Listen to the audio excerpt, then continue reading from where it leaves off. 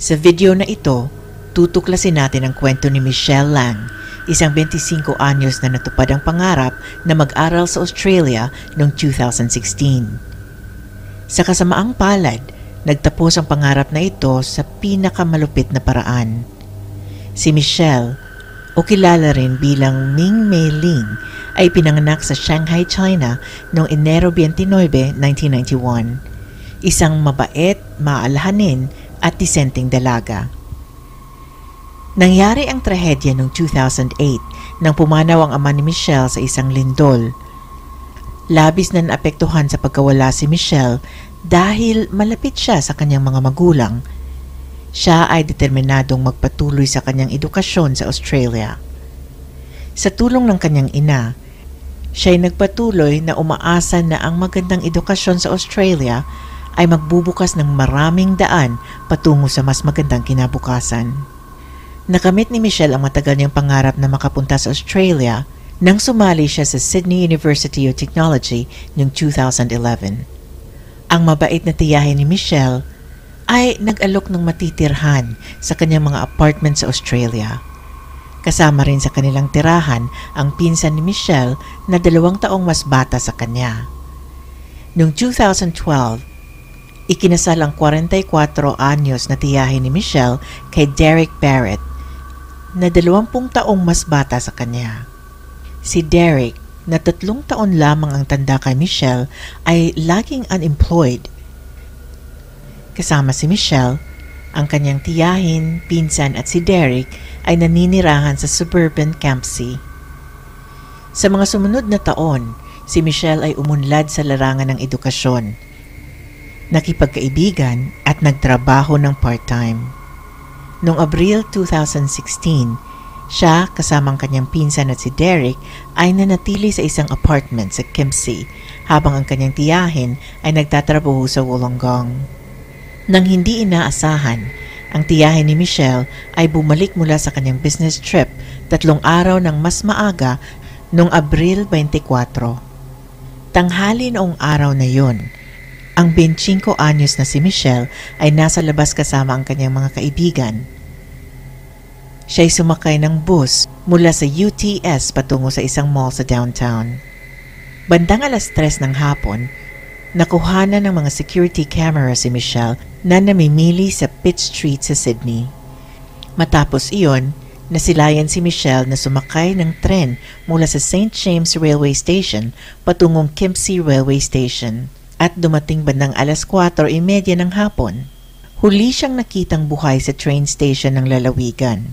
Patuloy na nakikipag-ugnayan ang kanyang mga kaibigan at kamag-anak sa kanyang cellphone hanggang gabi.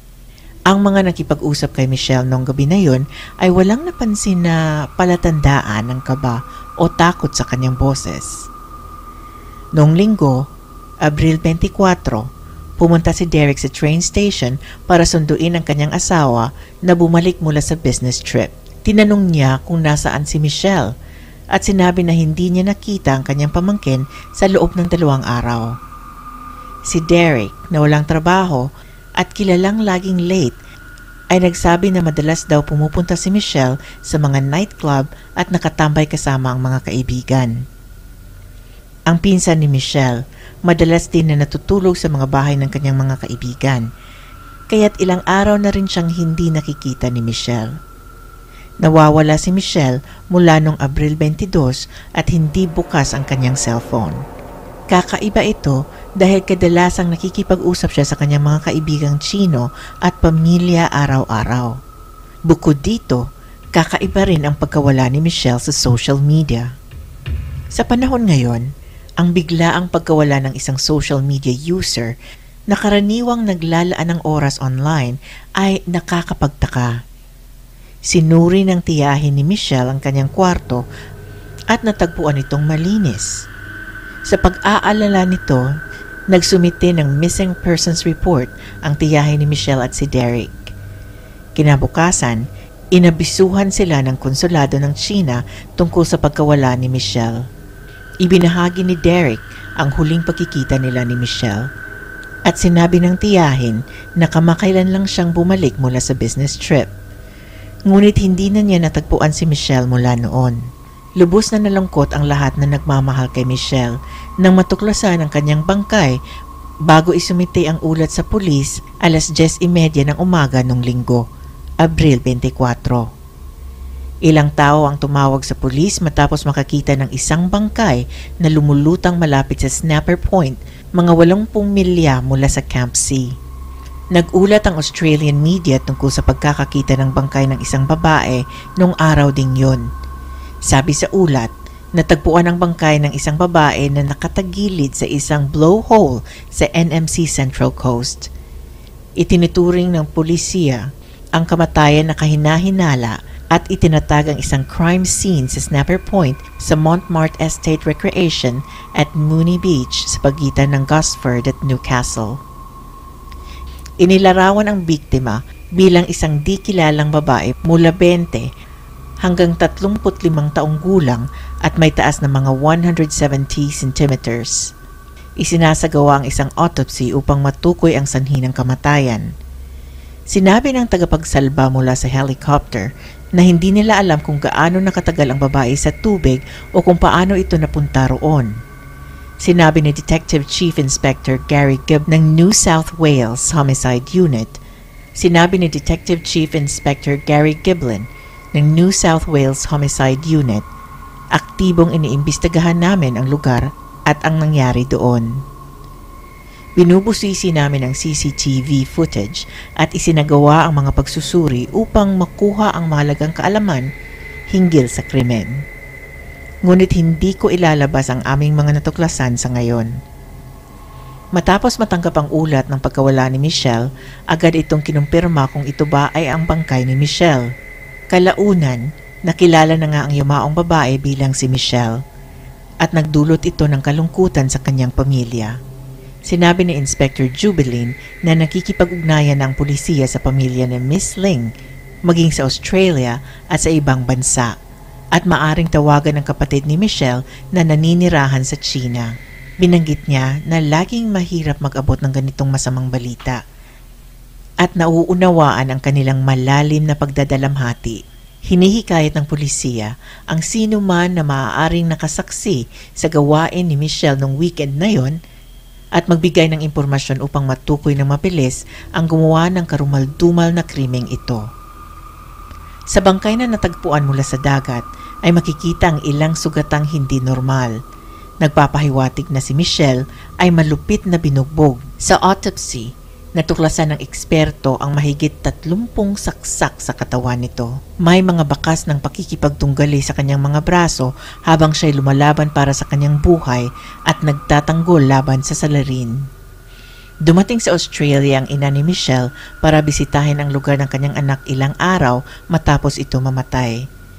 Siya'y patuloy na naghihirap sa pagharap ng biglang pagkawala ng kanyang anak. At sinabi niya, hindi pa rin namin matanggap na wala na siya at hindi namin matiis ang sakit. Sinabi ni Miss Jiang, hindi na namin mahahanap ang kaligayahan. Hindi niyo kayang maunawaan ang lalim ng aking kalungkutan. Dagdag pa niya. Ang pinakamasakit ay ang mawala ng isang mahal sa buhay. Tinanong ng mga detective ang tiyahin ni Michelle at ang kanyang asawa dahil naninirahan si Michelle sa kanilang apartment. Si Derek ang huling nakakita kay Michelle noong gabi ng Huwebes, Abril 21. Matapos kumain ng hapunan, nanood sila ng pelikula at natulog si Michelle. Noong Biyernes, Abril 22, nang magising siya, wala na si Michelle. Madalas siyang magpuyat kaya't inakala niyang umalis na ito. Iniisip niya na kasama ni Michelle ang pinsan. Nang magising siya ng huli at wala pa rin si Michelle, sinubukan niyang kontakin ito. Nag-alala sa kanyang kalagayan dahil hindi siya sigurado kung babalik pa ito. Ngunit ang biktima ay hindi sumagot sa kanyang mga mensahe. Gayunpaman, ilang ulat ng Australian media ang nagsasabing sinabi ng tiyahin ni Michelle sa mga detective na siya'y nag-check ng Facebook messages ng kanyang pamangkin sa laptop at natagpuan ang kamakailang messages na nagpapakita na si Michelle ay nakikipag-date sa isang Australianong lalaki na may blonde na buhok, makinis na balat at matinding mga mata. Kalaunan, itinuturing ng pulisiya na nakikipag-date si Michelle sa isang lalaki na nakilala niya sa internet. Subalit agad na ibinasura ang teoryang ito. May isang suspect na natagpuan ang mga investigador sa pagpatay kay Michelle Ling. Ang huling taong nakasama ng biktima ay si Derek Barrett. May mga duda ang pulisiya sa kanyang pahayag na na-late siya ng gising at hindi nakita si Michelle. Inanyayahan nila siya para sa pagsusuri tungkol sa kanilang relasyon at ang huling pagkikita nila. Ngunit matapos tumangging sagutin ang mga tanong at humihiling ng abogado, kinulong si Derek bilang isang suspect. Iniimbestigahan ng mga otoridad ang kanyang cellphone signal at natagpuan nila na malapit ito kay Michelle noong Abril 24. Salungat sa pahayag ni Barrett na hindi siya nagtungo sa snapper point ng araw na yon. Natagpuan ng pulisiya ang video footage ng isang sasakyan na katulad ng kay Barrett malapit sa snapper point noong umaga ng Abril 24. Tinutulan ng pulisiya ang pahayag ni Barrett na hindi kanya ang sasakyan kahit mababa ang kalidad ng litrato. Nakita ng mga investigador ang video na nagpapakita kay Derek Barrett na bumibili ng gas at alak sa isang gasoline station patungo sa snapper point. Malinaw ang kanyang pagkakakilanlan sa video. Nang harapin siya ng mga ebidensyang ito, inamin niyang may problema siya sa memorya dahil sa paggamit ng droga. Kinuha ang cellphone ni Barrett at ibinigay ito sa mga eksperto para sa pagsusuri at pag-recover ng data. Ang mga laman ng cellphone ay nagbigay ng karagdagang ebidensya na nag-uugnay kay Derek Barrett sa pagkamatay ni Michelle at nagpakita ng hindi kanais-nais na interes sa kanya. Bukod dito, kahina-hinala din ang trato niya sa kanyang stepdaughter. Isang video na 15 minuto ang haba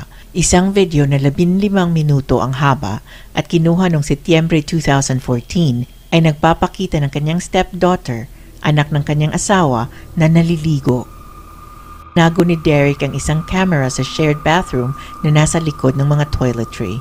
Isang iba pang video ay nagpapakita kay Derek na pumapasok sa kwarto ng kanyang stepdaughter habang ito'y natutulog. Nakatayo malapit sa kama nito at gumagawa ng hindi kanais-nais na gawain. Inilagay ni Derek Barrett ang kanyang atensyon mula sa kanyang stepdaughter patungo sa kanyang pamangkin sa kanyang cellphone. Nakakuha ang mga eksperto ng isang video na may 30 minutong haba kung saan si Michelle ay kinukuhanan ng hindi niya nalalaman o walang pahintulot. Sa isa pang nakakabahalang video, nakita si Derek na nakatayo malapit sa kama ni Michelle habang ito'y natutulog. May mga larawan rin ng cellphone na kinuhanan bago namatay si Michelle. Natukoy na dumating si Michelle sa kanilang bahay mga alas 5 ng hapon noong Abril 21. At wala nang nakakita o narinig mula sa kanya mula nang mag-iwan siya ng kanyang huling text message. Nagsimula ang mga mapanlinlang na gawain ni Derek Barrett mga alas 12 ng hating gabi.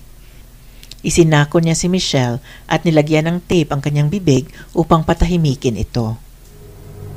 Natagpuan ng mga investigador ang mga larawan ni Michelle na nakatali at walang suot sa kama. Malinaw na natatakot. Ang 17 na mga litrato ay kinuhanan bago siya magkaroon ng malubhang sugat. Kinuha ni Derek ang huling larawan noong mga alas 4 ng hapon noong Abril 22 habang buhay pa si Michelle. Nagbalik ang stepdaughter ni Derek sa bahay. Walang kaalam-alam na ang kanyang pinsan ay nakatali sa kabilang kwarto. Sa kasamaang palad, walang sumagot sa mga daing ni Michelle para sa tulong. At hindi ma-identify ng otoridad ang eksaktong oras ng kanyang pagkamatay. Si Derek ay nakuhanan ng mga kamera ng surveillance na lumabas ng apartment ng 4 na beses noong Abril 23. Itinapon ang mga basurang plastic bags sa pagtatangka na linisin ang bakas ng trahedya ni Michelle. Kinumpirma ng asawa ni Derek na ang apartment ay malinis nang bumalik mula sa kanyang business trip. Hindi niya ito masyadong pinansin. Nang alas 3:19 ng umaga ng Abril 24, pumunta si Derek sa isang lugar na tinatawag na Snapper Point. Nagtigil siya sa isang gasolinahan para bumili ng mga kagamitan at gasolina sa daan. Sa Snapper Point, itinapon niya ang katawan ni Michelle at kinuhanan ng mga litrato. Humigit kumulang 5 oras ang lumipas, mga 9:00 ng umaga, nagsipagbigay alam ang mga saksi na may nakitang katawan sa tubig. Pagkatapos nito, bumisita si Derek sa kanyang mga magulang at wala silang napansin na kakaiba sa kanyang kilos. Binasahan si Derek Barrett ng 27 kaso kabilang ang unlawful detention at pagpatay kay Michelle. Ngunit nakakagulat na hindi siya inireklamo ng anumang kasong sexual. Tulad ng maraming may mga sala, inamin ni Derek ang kanyang pinagmulang pang-aabuso sa paaralan at personal na mga problema. Sa mga tao na naniniwala na ang difficult childhood ay maaaring sanhi ng kanyang mga gawain, ngunit hindi nito pinagpapawalang sala ang kanyang mapanakit na asal. Nagumpisa ang paglilitis noong Oktubre 2017 at ayon sa psychiatrist na sumuri kay Derek, ito ay fully responsible sa kanyang mga gawaing krimen. Ipinahayag ni Barrett ang kanyang pagsisisi sa isang sulat na nagsasabing, "Nawala ko ang lahat dahil sa isang hangal na weekend. Walang salita ang makakapagsalaysay ng kirot ng aking idinulot sa inyo at inyong pamilya." Sinabi niya sa kanyang asawa at sa pamilya ni Michelle, "Ito'y malalim na pagsisisi sa araw na yon at nais ko sana mabawi ang sakit. Inaamin ko na ang aking mga suliranin ay sumira sa aming tahanan."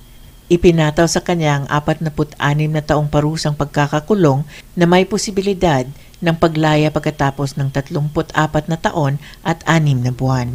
Si Barrett ay naging tahimik habang iniisyu ang kanyang hatol na alam niyang hindi siya makakalaya mula sa parusang ito hanggang 2050 dahil sa kalubhaan ng kanyang krimen. Nagpahayag ng kasiyahan si Detective Gary Jubelin sa mahabang parusa na ipinataw kay Barrett at sinabi na ito ay nagpapakita ng kalubhaan ng krimen. Ngunit nais ng pamilya ni Michelle na makulong si Barrett habang buhay.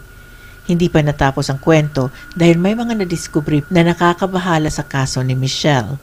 Natagpuan ng isang babae ang isang USB drive sa mga kamay ng kanyang ina na matagal nang nagdurusa sa demensya matapos ang krimen. Ang matandang ito ay walang koneksyon kay Derek Barrett at dating nakatira 6 na milya ang layo bago arestuhin ang suspect noong 2016. Dahil sa kanyang mga issue sa memorya, hindi nito alam kung paano siya nakakuha ng USB drive na i-plug ang flash drive sa kanyang computer upang tingnan ang mga laman nito. Nabigla siya sa kanyang mga natuklasan, kaya't agad niyang tinawagan ang pulisiya. Sa pagsusuri ng mga footage na tuklasan ng mga investigador ang mas maraming ebidensya ng mga bastos na gawain ni Derek Barrett laban kay Michelle. Ang mga video ay kinuna noong Abril 22 at 23, 2016 na naglalarawan ng isang taong nang aabuso na nakakakuha ng kasiyahan mula sa pagdudulot ng pinsala, kahihiyan at pagkasira. At sa huli ay sumira sa dignidad ni Michelle. Mayroon ng 2 video camera na inilagay si Barrett sa kwarto ni Michelle para kuhanan ang kanyang mga gawain mula sa iba't ibang anggulo. Si Supreme Court Justice Helen Wilson na una nang naghatol kay Barrett ng 46 na taon ay nagsabi na kung alam niya ang tungkol sa video na ito ng kanyang mga krimen noong 2017, binanggit niya ang isang 60 minutong video compilation na nagpapakita kay Barrett na pumapasok sa kwarto ni Michelle. Ang pagtatangkang itapon ni Barrett ang USB drive ay nagpapakita ng kanyang hangarin na maiwasan ang pagkakadiskubre nito. Naharap si Derek Barrett sa mga aligasyon ng panggagahasa kay Michelle lang dahil sa bagong ebidensyang ito. Noong Marso 2021, siya ay hinatulan ng karagdagang 20 taon sa bilangguan.